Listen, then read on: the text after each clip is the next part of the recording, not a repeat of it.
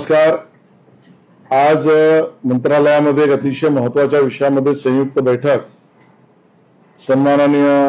गोपाळ शेट्टीजी, सन्माननीय आमदार संजय उपाध्याय जी, सन्माननीय आमदार मनीषाताई चौधरी, सन्माननीय आमदार अतुल भातखळकरजी आणि सन्माननीय प्रवीण दरेकरजी या सगळ्यांच्या मागणीवर आपण त्या ठिकाणी लावली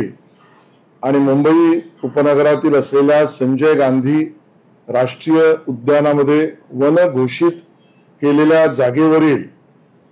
असलेल्या 27,000च्या वर झोपडपट्टी धारकांना रोज टांगती तलवार त्यांच्या डोक्यावर त्यांचं घर आणि त्यांचं दुकान निष्कासित केलं जाईल, तोडण्यात येईल, त्यांना इथून विस्थापित केलं जाईल या पद्धतीच्या भीतीमध्ये सातत्याने जगत आहेत। त्यावर उपाय, अंतिम उपायाकडे जाण्यासाठीचा निर्णय आजच्या बैठकीमध्ये आपण घेतला। मी माननीय मुख्यमंत्री देवेंद्रजींचं धन्यवाद देईन की ज्यांनी प्रवीण दरेकरजी यांच्या प्रश्नाला उत्तर देताना विधान परिषदेमध्ये एक भूमिका मांडली। ज्या अगोदर हा प्रस्ताव प्रवीण दरेकर, संजय उपाध्याय, गोपाळ शेट्टीजींच्या सांगण्यावरना मुंबई उपनगराच्या असलेल्या आमच्या जिल्हा स्तरीय बैठकीत डीपीडीसी मध्ये याचा ठराव झाला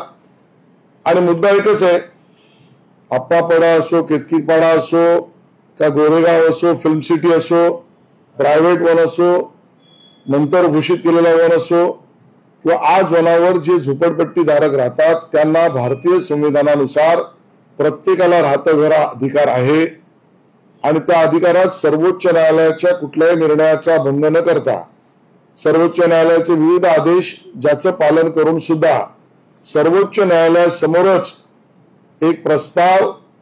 आता SRA एक एजन्सी लागते म्हणून त्यामार्फत सर्वे करण्याचं काम चालू असताना सुद्धा त्याच जागेवर संजय गांधी राष्ट्रीय उद्यानाच्या घोषित वनाच्या जागेमधील काही भागावर याच आपल्या झोपडपट्टीवासियांचं पुनर्स्थापन करणं तिथेच या पद्धतीचा प्रस्ताव गोपाळ शेट्टीजी आणि सर्व आमदार SRA देणार। SRA याबद्दल वन विभागाच्या लोकांना वन घोषित जागेवर असल्यामुळे त्यातल्या स्पष्टता आपण द्यावी या पद्धतीचा निर्देश येतील आणि आमच्या लॉ अँड ज्युडिशरीचा सचिव या संबंधातली संबंधित एक्सपर्ट्स, पर्यावरणवादी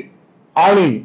नागरिक यांच्या समितीबरोबर बैठक घेऊन सर्वोच्च न्यायालयासमोर आपण हा प्रस्ताव घेऊन जायचा प्रयत्न करतो की पर्यावरण आणि वन याला सुद्धा अधिकची जागा मिळावी मोकळी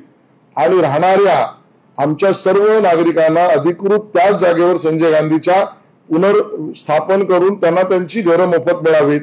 अशा स्वरूपाचा दुहेरी प्रस्ताव हा आता सर्वोच्च न्यायालयापर्यंत मांडण्याच्या अधिकृत प्रशासकीय कामाच्या गतीला निर्णय आपण घेतलेला आहे आणि मुंबईवासियांना विशेषतः संजय गांधी नगर मधल्या झोपडपट्टीवासियांची आणि पर्यावरण आणि वनरक्षणाची दोन्हीची जबाबदारी भारतीय जनता पार्टी आणि सरकार घेते याची स्पष्टता आजच्या बैठकीत आपण केलेली आहे। धन्यवाद।